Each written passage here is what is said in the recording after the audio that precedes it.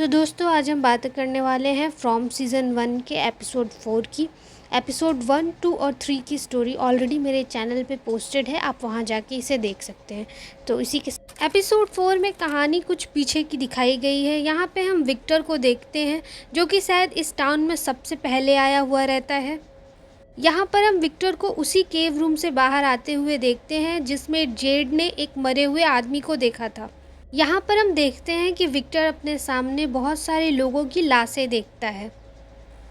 कहानी present day में shift होती है। हम यहाँ पे विक्टर को देखते हैं जो कि जूली की ड्राइंग बना रहा होता है। जूली विक्टर को देखकर डर जाती है और यहाँ पर विक्टर जूली को उसकी ड्राइंग देकर चला जाता है। तभी वहाँ पे टर्डी आती है और वो जूली से बोलती है कि अगर उसकी नींद पूरी हो गई हो तो क्या वो उसे उसका तकिया दे सकती है। तो इस पर जूली उसे उसका तकिया दे देती है। वो जूली से बोलती है कि उसने तकिया का नाम मेडिटेरियन रखा है और उसे ऐसा लगता है कि अगर किसी को कोई चीज़ प्यारी है तो उसे नाम ज़रूर देना चाहिए।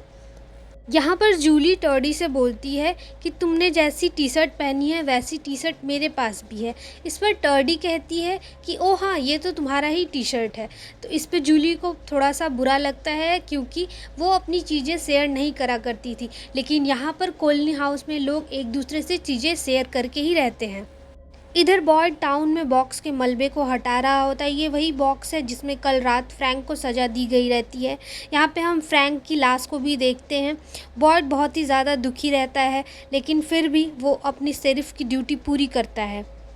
नेक्स्ट सीन में हम सैरा को डाइनर के पास देखते हैं। यहाँ पे वो मिस लियू को देखकर बहुत ही ज़्यादा दुखी हो जाती है क्योंकि मिस लियू अपने पति को याद करके रो रही होती हैं। सीन टैबिटा पर शिफ्ट करता है। यहाँ हम टैबिटा और जिम को बातें करते हुए देखते हैं। टैबिटा जिम से पूछती है कि क्या हमें सज़ा मिल रही है। इस पर जिम कहता है मुझे नहीं पता।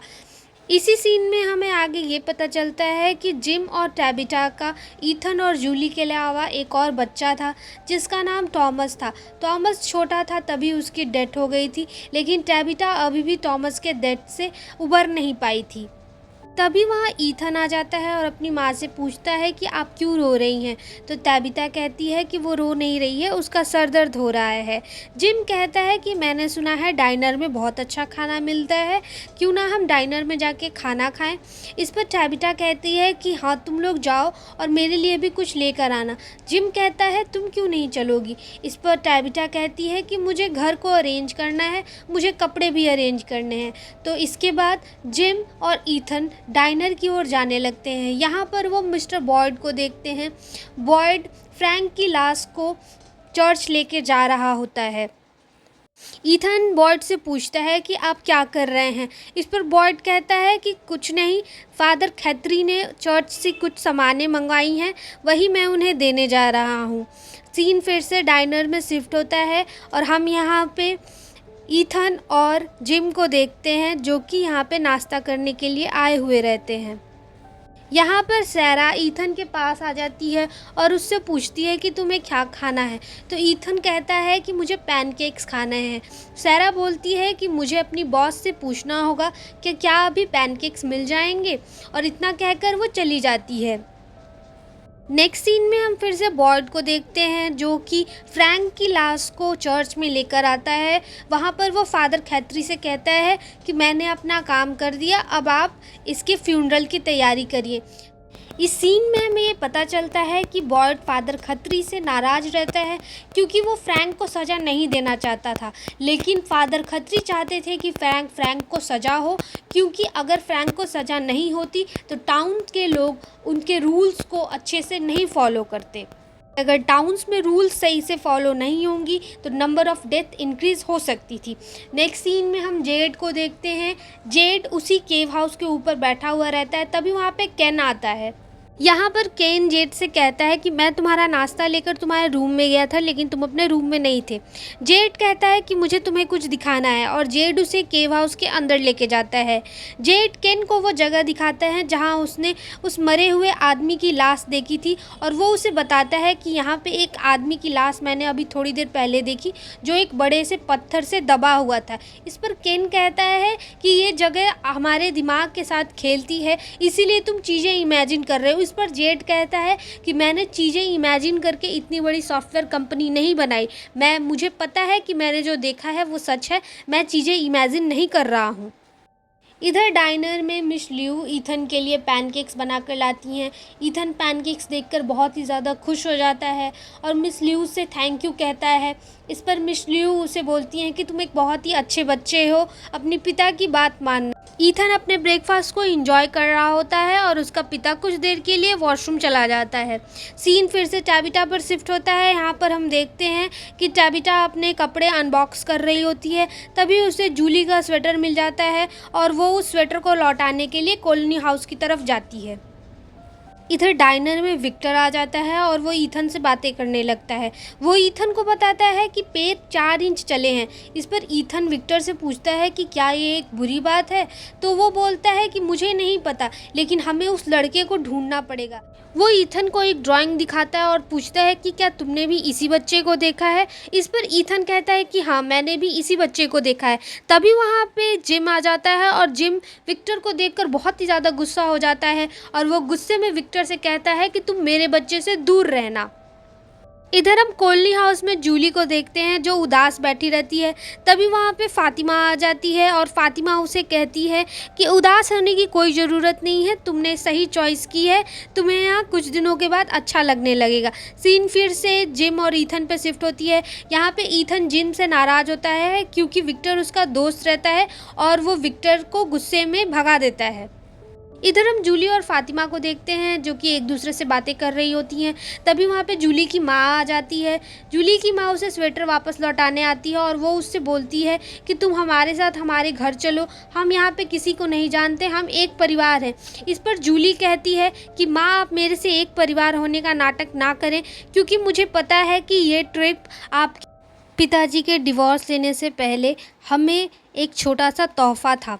दोनों नहीं चाहते थे कि हमें ये बात ट्रिप से पहले पता चले, लेकिन मुझे ये बात ट्रिप के पहले ही पता थी। जूली ये भी कहती है कि वो थक चुकी है आपको रोते हुए देखकर।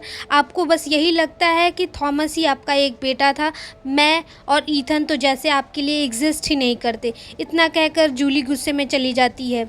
इसी सीन में हमें ये भी पता चलता है कि जिम और टैबिता तलाक लेने वाले थे और ये तलाक लेने से पहले उनकी एज अ फैमिली आखिरी ट्रिप थी जो कि जूली को पता चल चुकी थी।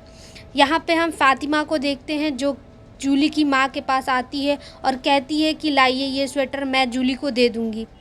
सीन में केन जेड को एक मैप दिखाता है जिसमें कि वो पॉइंट आउट करता है कि यहाँ पर आए हुए लोग बहुत ही अलग अलग लोकेशंस पे ट्रैवल कर रहे थे जब वो यहाँ पे पहुँचे। इस पर जेड कहता है कि तुम लोग हार मान सकते हो, लेकिन मैं हार नहीं मानूंगा, और इतना कह के जेड एक ट्रांसमिशन बॉक्स उठाकर वहाँ से बाहर चला जाता है। नेक्स्ट सीन में हम टैबिटा और जिम को देखते हैं। यहाँ पे टैबिटा जिम से पूछती है कि तुम आखिर इतने उदास क्यों दिख रहे हो, तो इस पे वो बोलता है कि ईथन उससे बात नहीं कर रहा है क्योंकि उसने विक्टर से झगड़ा किया। इस पर टैबिटा भी बताती है कि जूली को उनके डिवोर्स के बारे में पता है, इसीलिए जूली हमारे साथ नहीं रहना चाहती है। इधर हम ईथन को देखते हैं जिससे मिलने विक्टर आया हुआ रहता है। विक्टर उसे बाहर आने बोलता है। ईथन बाहर निकलता है तो विक्टर उसे कहता है कि हमें उस बच्चे को ढूंढना ही पड़ेगा क्योंकि वो बच्चा बहुत सालों बाद दिखा है। इस पर ईथन उससे बोलता है कि मुझे जाना क्यों ज़रूरी है, तो विक्टर उसे बोलता है कि उस बच्चे ने तुम्हें चुना है, इसीलिए तुम्हें जाना ज़रूरी है। नेक्स्ट सीन में हम बॉयड और फादर खत्री को बातें करते हुए देखते हैं। यहाँ पर फादर खत्री बॉयड से कहते हैं कि जो भी हुआ उसमें बॉयड की कोई गलती नहीं, ये सब टाउन के लिए ज़रूरी था। इस पर बॉयड फादर खत्री से कहता है कि उन्हें कोई उपदेश देने की ज़रूरत नहीं है। फादर खत्री आगे ये बोलते हैं कि बॉयड, मुझे पता है कि तुमने लोगों की जान बचाने के लिए क्या कीमत चुकाई है, लेकिन तुम उस कीमत को ऐसे ही जाया नहीं होने दे सकते। यहाँ हमें ये पता चलता है कि बॉयड हमेशा जिसे याद करते रहता है वो कोई और नहीं बल्कि उसकी पत्नी रहती है, और शायद मॉन्स्टर्स ने उसकी पत्नी की जान ले ली रहती है। यहाँ पर फादर खत्री बॉयड से कहते हैं कि तुम्हारे आने से पहले मैंने कई सारी लाशें देखी हैं, लेकिन जब से तुम आए और जब से तुमने वो टालिस्म खोजा तब से लोग सुरक्षित हैं और मौत बहुत कम हो गई। इसी सीन में हमें ये पता चलता है कि वो जादुई पत्थर जो लोग अपने घरों के अंदर लगाते हैं मॉन्स्टर से बचने के लिए, वो कोई और नहीं बल्कि बॉयड ही ढूंढ कर लाता है। नेक्स्ट सीन में हम ईथन और विक्टर को देखते हैं जो कि जंगल में उस बच्चे को ढूंढ रहे होते हैं।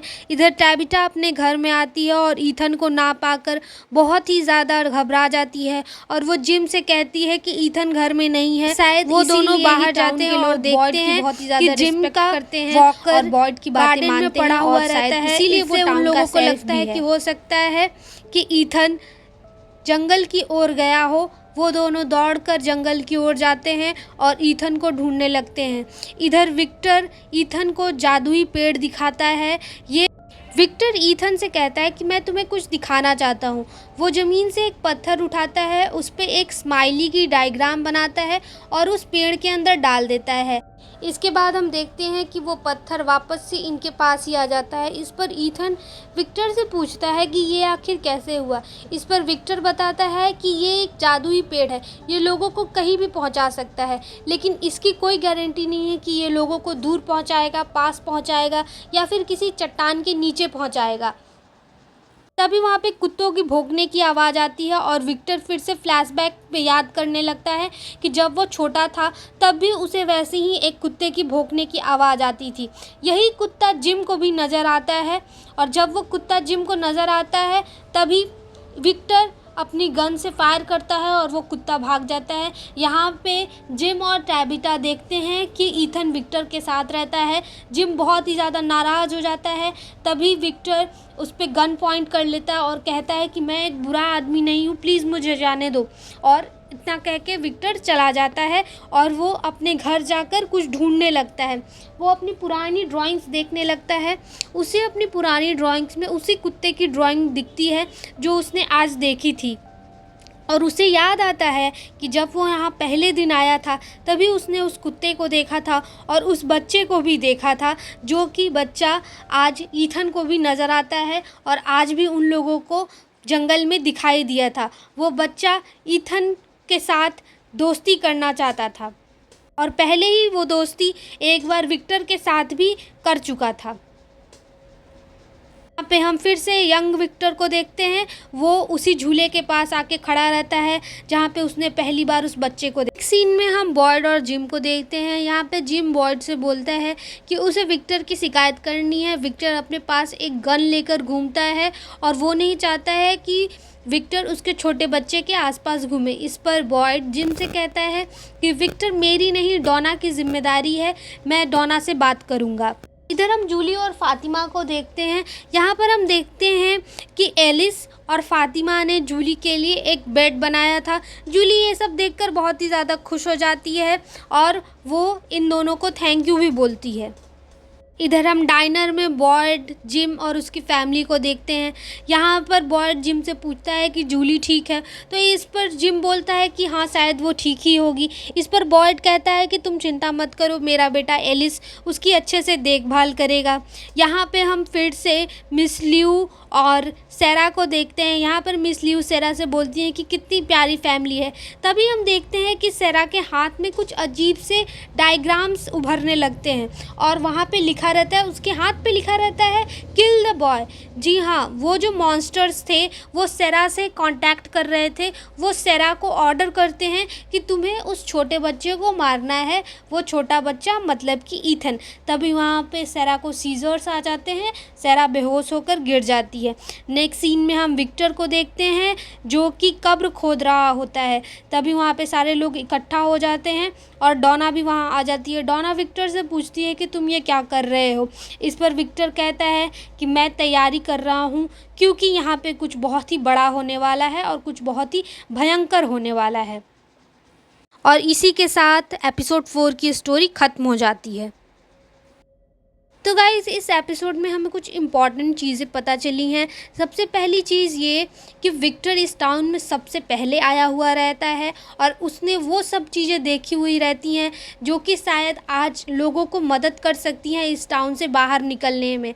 इसीलिए विक्टर बहुत ही ज़्यादा कोशिश कर रहा होता है ईथन से बात करने की और उस छोटे बच्चे के बारे में पता लगाने की। कहीं ना कहीं वो छोटा बच्चा हो सकता है इन लोगों को इस टाउन से बाहर निकाल पाए।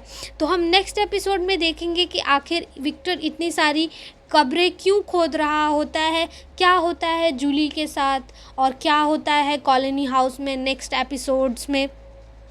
ये सब देखने के लिए आप हमारे चैनल को सब्सक्राइब करिए और नेक्स्ट पार्ट के लिए अपडेटेड रहिए। Thank you.